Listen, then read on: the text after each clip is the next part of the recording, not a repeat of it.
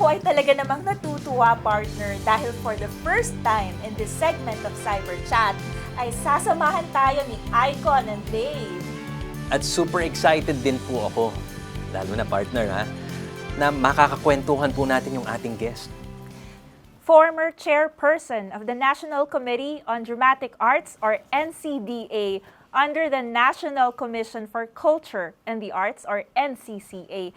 Former Executive Director of the Philippine High School of the Arts, and former Vice President of the Cultural Center of the Philippines. Let us all welcome to Cyber Chat the esteemed Artistic Director of Tanghalang Pilipino since 2008 and the 2021 Gawad Urian Best Actor awardee for his bad guy role in Labdias Lahi Hayop, Mr. Fernando Josef, who is fondly called by everyone as Tata Nanding. Good day po, Tata Nanding. Welcome po sa Cyber Chat Season 2 po. Welcome po, Tata Nanding. Salamat sa inyong apat.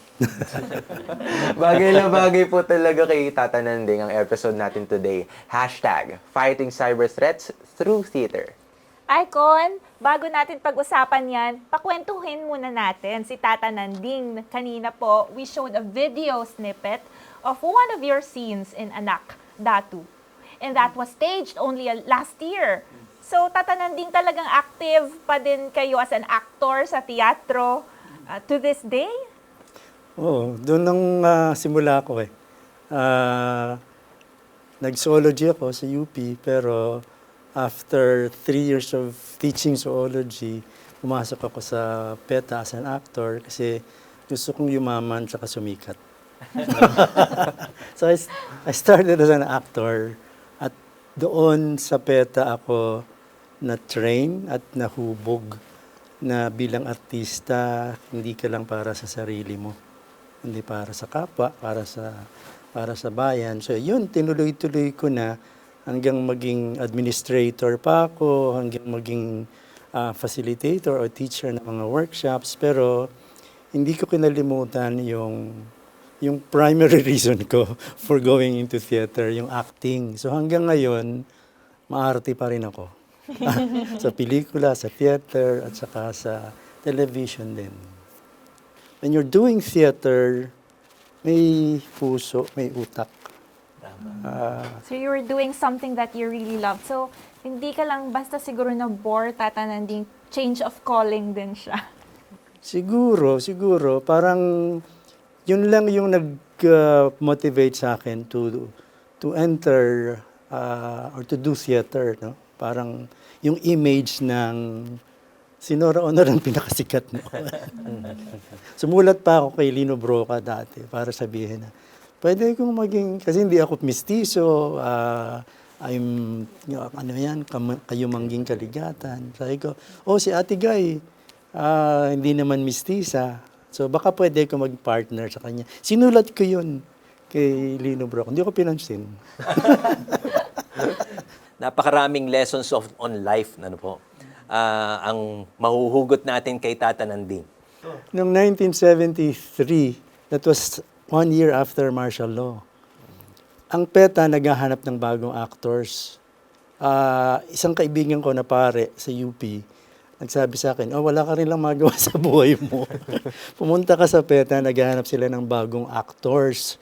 Hindi ko naman alam talaga kung ano ibig sabihin ng actors, except the fact na kilala ko si Nora Honor, kilala ko yung mga artista, napapanood ko sila. Pero image yun sa akin ng pwedeng yumaman, pwedeng sumikat. Dahil mahirap lang kami. So, gusto ko makatulong sa pamilya. So, pumunta ako sa Intramuros, sa PETA. Nag-audition, pinabasa ko ng script na Tagalog.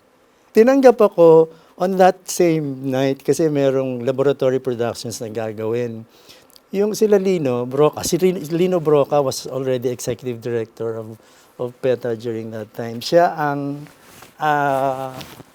parang naging inspiration ko din para ituloy din sa PETA. No? Binigyan nila ako ng scholarship the following summer para doon sa month-long training ng Basic Integrated Theater Arts Workshop ng PETA. Na holistic yun. Hindi ka lang pasisikatin. you'll be trained to tap your artistic potentials, pero kailangan mabuti ka ring tao, tsaka mabuti kang Pilipino. At saka dapat sinusunod mo yung mga katotohanan. Ang kwentong gagawin ninyo ay tungkol sa totoong nangyayari sa lipunan. The other members and leaders of PETA, including Lino, who was an activist during that time, na tumutulong sa mga communities. Doon ako pinadala sa iba't ibang mga regions to conduct workshops na pinag-aaralan at saka pinapalabas yung tungkol sa katotohanan, tungkol sa kabutihan, in very creative or artistic ways. So doon ako na-train. Nawala tuloy yung... hindi ako yumaman. Pero okay lang. Ang dami kong pinuntahang mga indigenous communities sa Cordillera, sa Mindanao. That was martial law, ha? Medyo nakakatakot. Pero I realized na napaka-importante ng theater, especially in empowering people who feel powerless. So, yun yung naging direction ko as an actor. Hanggang ngayon naman, dala-dala ko yun. We go to the communities and do what during that time we thought was important to do. People empowerment. So what we try to do is make them realize that how noble and how precious their own cultures are. At hindi porke galing kami sa Manila, kami yung dapat lang paniwalaan. So you make them believe that they're also powerful. And their own cultures are important. Kaya pag umalis kami, nagbo-bloom. Yes, ang sense of pride umaangat. At saka yung culture of assertion. Kasi nga, yung culture of silence, ang itinuro sa atin ng Kastila, tsaka yung culture of obedience kahit na tapos yung culture of assertion, pinigil naman ng mga colonizers natin. So, that's what we're trying to do now. Kaya meron kaming, ngayon, nabuo na sa amin hanggang sa Tanghalang Pilipino, hanggang sa PHSA. As an artist, a good artist should be a good human being. Hindi po pwedeng alisin yung good human being. Walk your talk,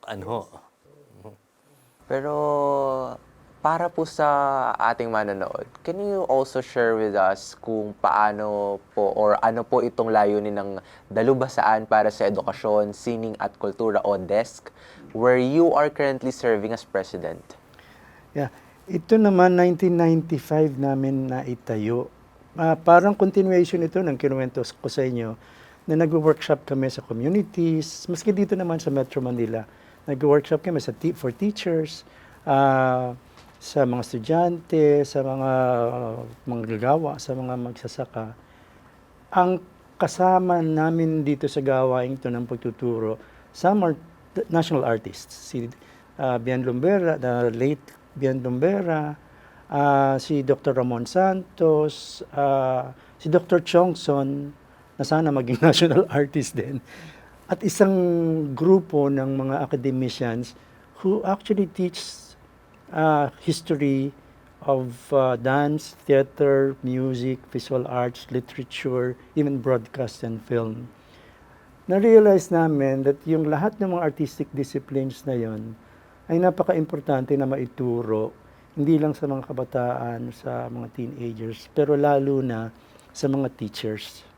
So yung DESC, yung Dalubhasaan para sa Edukasyon, Sining at Kultura, ang naging intention nun is really to give teachers and other cultural leaders training and input on the cultural history, cultural heritage natin, at saka yung napaka-importanting papel ng theater sa development ng human being at saka natin as a people. Napaka-importante nung knowledge na yon at saka nung pedagogy para malaman nating lahat, sana nga buong lahat ng mga Pilipino malaman na napaka-importante ng hindi lang theater, arts in general, yung mga binanggit ko kanina, para mabuo yung ating pagkatao. At yun ay pinanghawakan ng desk. So lahat ng mga nagtuturo, ang mga resource persons ng desk, kasama ang mga napaka-importanting principles ng pag-develop ng sarili, pag-develop ng family, pag-develop ng community, pag-develop ng isang bansa. Pero ang hahawakan mo, yung tinatawag namin na kamalayang Pilipino.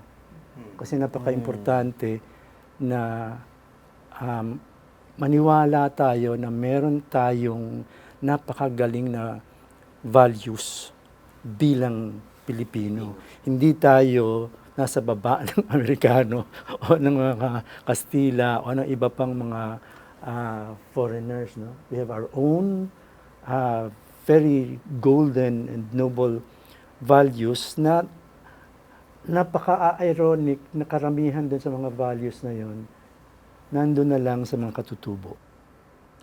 Nakakalungkot pong isipin.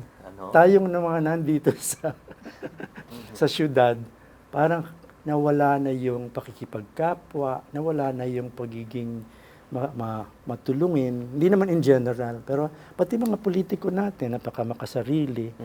Pati maraming mga kabataan din ngayon na ang attitude ay akin muna bago sa'yo. And I think yun yung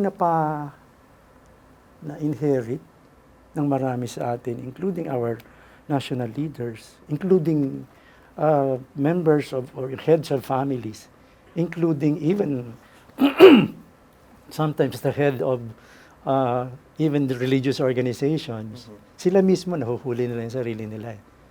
Na masyado tayo naging makasarili. Nakalimutan natin na ang buhay natin, hindi para sa atin. It's for Para sa iba. for others. Ang politicians, ang presidente, selfless. Ang senador, selfless. Ang kongresista, selfless. Governors, mayors, barangay captains, hindi sarili ang intindihin. Maganda itong talakayan natin.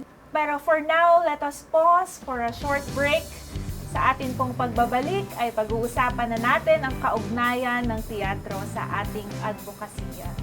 Huwag po kayong aalis. We will be right back dito sa #FightingCyberThreats through Theater.